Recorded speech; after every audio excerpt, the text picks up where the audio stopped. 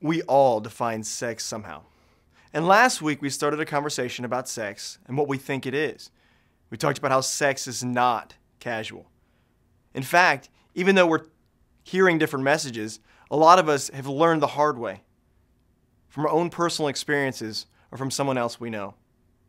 It's serious, and God takes it seriously. What makes sex so serious and not casual is the fact that it is more than just a physical thing. Sex is a very emotional thing, too. The truth is, sex is far from casual. When we start to treat sex as serious, you and I may come to realize something else about sex. That sex is powerful. Now that may not be shocking to you, because we all know this from different experiences. Some girls know that when they dress a certain way, look a certain way, portray a certain image, they will get a certain kind of attention from a certain kind of guy. Why? Because sex is power. But girls are not the only ones. Some guys are given the same message, but in a different way. These guys know that when they say certain things and do certain things, they get a girl's attention. For some guys, the goal is to conquer, and they use sex to accomplish that goal. Culture and friends give this message. Guys may even get this message from men they respect, like their dads or stepdads, coaches, and even brothers. So we get it. Sex is power. But the question is, when it comes to sex, who has the real power? Last week we said sex is serious, and we dove into a letter Paul wrote to the church in Corinth, who was trying to live out their faith in a sex-crazed culture. This week we're going to the Old Testament, to a story that shows just how powerful sex can be. We're going to spend some time in the book of Judges, which is a weird book about the weird history of Israel. For a long time, Israel was ruled only by God. When the Jews were led out of Egypt, Moses was their leader and direct contact to God. Following Moses, there was Joshua, who was like a military commander as well as a leader.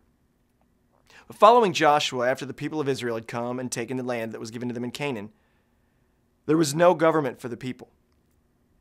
That's where the book of Judges came in, that outlines the people who led Israel, who took charge in times of war, and who led in times of peace. Our judge today is Samson, who's not the kind of guy you'd want to mess with. This guy could tear a lion apart with his bare hands. How crazy is that? And the key to Samson's strength wasn't some kind of special protein shake or lots of time at the gym. His strength was part of a vow that God had told his parents must be kept. But Samson was famous for something else, his desires. Well, the first girl Samson had his eye on, neither God nor his parents would approve of. Well, this relationship ends with 30 Philistine men dead from Samson's anger, and the girl he married given to a friend of his to marry instead. Ouch! Not a great start. Well, Samson falls hard for another woman named Delilah, and Delilah knew it, as did Israel's enemy, the Philistines, who saw their chance to find out about his strength. So they approached Delilah and said, "This guy obviously wants you. Find out the secret to his strength, and we'll make it worth your while." Now to Delilah, this is a no-brainer. A lot of money for some simple information. Listen to what happens. So Delilah said to Samson, "Please tell me what makes you so strong, and what it would take to tie you up securely." Samson replied, "If I were tied up with 7 new bowstrings that have not yet been dried, I would become weak as anyone else." So the Philistine rulers brought Delilah 7 new bowstrings, and she tied Samson up with them. She had hidden some men in one of the inner rooms of her house, and she cried out, "Samson, the Philistines have come to capture you." But Samson snapped the bowstrings as a piece of string snaps when it's burned by a fire. So the secret of his strength was not discovered. Samson lied, and people died. But Delilah doesn't give up so easily. She asks him again and again. Samson lies. So she asks him a third time, and finally Samson tells her the truth. His vision is so compromised and his judgment is so clouded that he's willing to do just about anything just for the sake of being with this woman. And Delilah knows it. She pleads with him, "How can you tell me you love me when you don't share your secrets with me?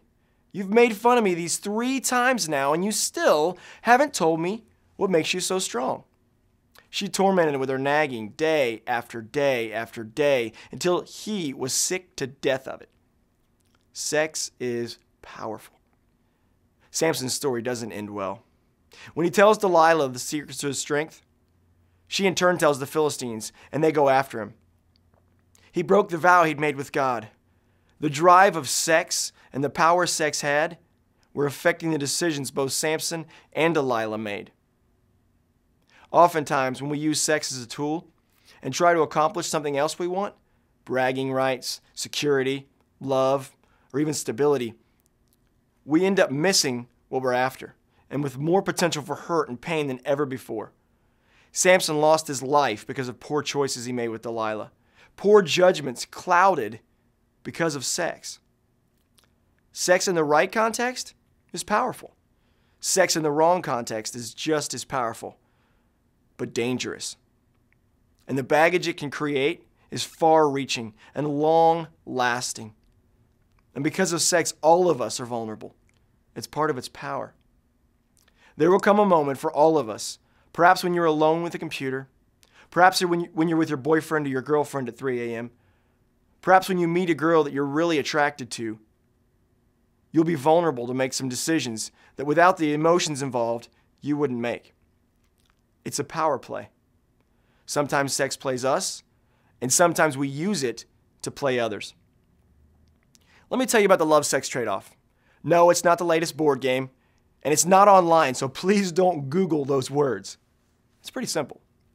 Guys as a whole are interested in the physical act of sex. So guys are looking for sex. Girls as a whole are far more emotional and looking for a feeling and an emotional connection. So guys and girls, without saying it, make a deal. The guy says, "Give me sex and I'll make you feel loved." The girl says, "Give me love and I'll give you sex." It's a game that is played all the time. So the girl dresses a certain way and acts a certain way, and the guy says certain things to win the trust of the girl in order to get sex. Because the problem in the love-sex trade-off is that the guy gets sex, but the girl doesn't get love. She gets the illusion of love. And to be honest, the guys don't get what they want either.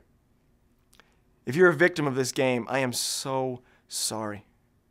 But please don't do what most do. They keep playing the game. But you need to, as hard as it is, embrace reality. You just can't win this game. Guys, I would plead with you, don't play this game at all. You get what you think you want in a moment, but you both get ripped off in the long run. You are abusing her. Let me say that again. You're abusing her. You're giving the illusion of love to someone you know needs the real thing. There may be some of you here today who truly believe you're in love. You're in a serious relationship by middle or high school standards. And while you think I make a lot of great points, you don't think it relates to you. As a guy, you don't think you're offering fake love to your girlfriend. And as a girl, you don't feel like you're being tricked into giving your boyfriend anything. You want to have sex because you think you do love him, like he loves you. But the reality is, right now, you're in a middle school or a high school relationship. And sex has the power to make you believe you don't need to wait. That sex is what you need to solidify your relationship. For some of you, that's a game you're not even interested in playing. And a serious relationship is nowhere on your radar screen. But pornography holds great power for some of you. That's my story. I wanted to be accepted. I wanted someone to say yes to me after years of saying no. And the illusion of a yes is granted to the seeker in pornography. And it is highly addictive. But the great news is, you can change your ways. Samson restored his relationship with God.